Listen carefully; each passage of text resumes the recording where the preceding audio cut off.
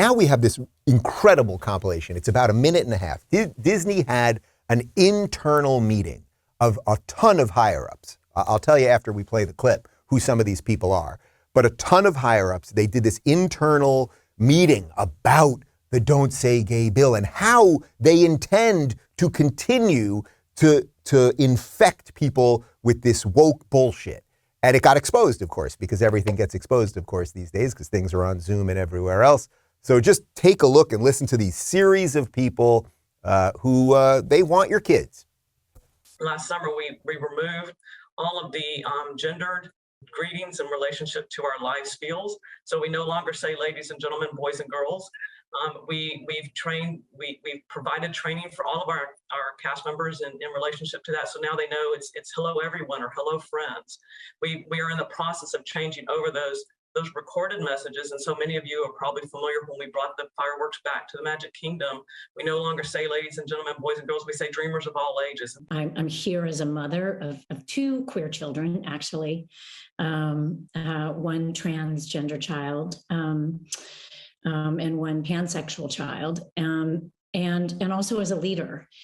Many LGBTQIA characters in our stories, and yet we don't have enough leads and narratives in which gay characters just get to be characters. On my little pocket of proud family Disney TVA, the showrunners were super welcoming. Meredith Roberts and our leadership over there has been so welcoming to my not at all secret gay agenda. And so I feel like I felt like it was, maybe it was that way in the past, but I guess something must have happened in the last, they're turning it around. They're going hard. Let's have these two characters kiss. Let's in the background. I was just wherever I could, just basically adding queerness to if you see anything queer in the show, I'm proud family. But I just was no one would stop me and no one was trying to stop me. We're also reacting from the reality that when they can erase you, when they can criminalize your existence, when they can demonize who you are, the next step is to criminalize you and take your kids.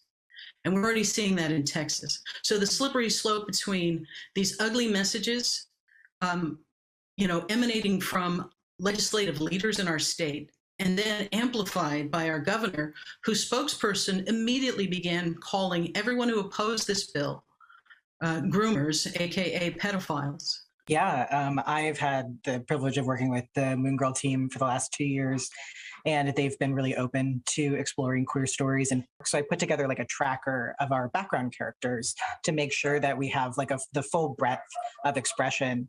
And we got into a very similar conversation, Karey, of all of our gender nonconforming characters are in the background. Okay. So who are these people that just spoke there? I'm just going to break it down real quick. The woman who said that they're not going to use gentlemen, ladies and gentlemen, boys and girls anymore, that's Disney's diversity and inclusion manager, Vivian Ware. She's up there. She has a ridiculous amount of power because all the kids that were going to Disney and that, before you'd get on the ride, they were going, boys and girls, line up, get on the ride. That was actually causing hate. And there were all sorts of hate crimes. They were murdering children, apparently, because of that. The next lady who said that she has a transgender child and a pansexual child, I don't know what that has to do with her work at a giant corporation. That's Disney corporate president, Karey Burke.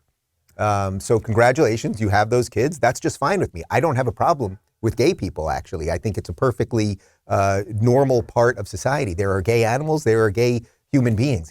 It's part of the experience, right? It's an outlier sexuality, but it's part of the thing. But you think because you have these kids that somehow that should infect all of your work. The next person was Disney executive producer LaToya Ravenel. She said that she's implementing her not so secret gay agenda into all of the movies. Again, this has nothing to do with being anti-gay, but do you want your children to be propagandized by people that are telling you that they are activists? And even if you remove gay from this, whatever that they would want to propagandize to your children, whatever thoughts they would want your children to have, they're saying, hey, we operate as a propaganda outlet, not as an entertainment outlet. The next person was Disney's activism partner, Nadine Smith of Equality California. She said that that DeSantis wants to erase you, criminalize your existence, and take your kids. Again, I had dinner with him last week. There was no moment of taking my kids or criminalizing me. I had the steak. It was pretty good, actually. We went to this place, Flagler's in West Palm Beach. It was really excellent. I had a tomahawk. They seared that thing just freaking perfectly. And DeSantis made sure that I had dessert.